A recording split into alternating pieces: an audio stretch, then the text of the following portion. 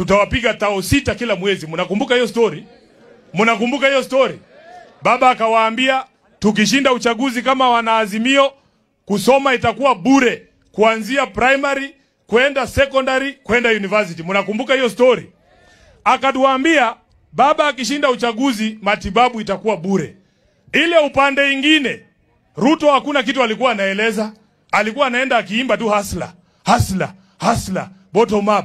Ukimuuliza na hii kitu inamaanisha nini, hakuambii na hana time na wewe. Leo wanasema Waswahili, mkuki kwa nguruwe, kwa binadamu ni mchungu. Leo tunataka tumwambie Ruto 2027 hatuelezani mambo ya sera. Hata sisi vile wewe ulikuja ukisema hustler, sisi tunakuja tukiimba tu one term. One term. One term. Wacha kutuambia tueleze one term inamaanisha nini. Hata mtoto mdogo anajua one term inamaanisha nini, si ndio?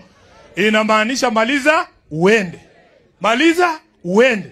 So, kama unataka tukupatie details mingi, tutakupatia wakati tutakuwa State House. Tukifika hapo tutakuchorea tukuambie vile tunataka kufanya.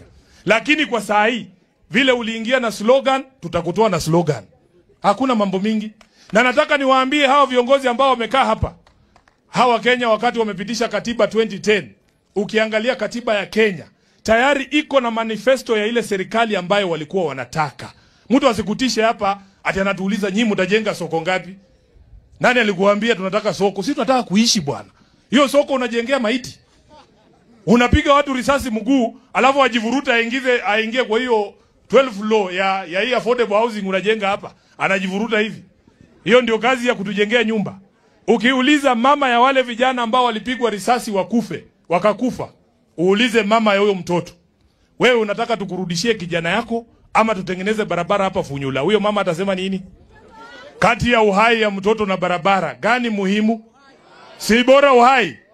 Kwa kama bali kukikona, lakini kukikona ne kulifwezi. Ne baba na base. Wewe mama wezi za mtoto umsomeshe, anaenda university ati apigwe risasi huko na mtu mwingine ambaye hajui huyo mtoto alitoka wapi. Kwa hivyo 2027 serikali ambaye tunataka ni ile ambaye iko ndani ya katiba. Serikali ambaye imejengwa juu ya misingi ya maadili 6 muhimu. Maadili ya kwanza ni kuheshimu haki za binadamu. Human rights number 1.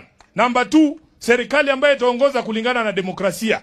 Number 3, serikali ambaye itaheshimu uhuru wa wananchi wa kusema, wa kukusanyika jinsi ambavyo tumekusanyika na kukosoa viongozi. Si ati ukisema huyu kiongozi amekosa hapa, unatumiwa Subaru hapa. Hatunachukuliwa na Subaru, unapelekwa unawawa katika kituo cha polisi. Hiyo mambo tunataka tuache nyuma. Na mwisho, tunataka kuwe na uhuru Kenya hii na heshima kwa maisha ya mwanadamu. Sisi tunataka tukomee hapo. Tuwashukuru kwa kutupa fursa hii ya kujumuika na nyinyi. Hatuchukulii hivi hivi.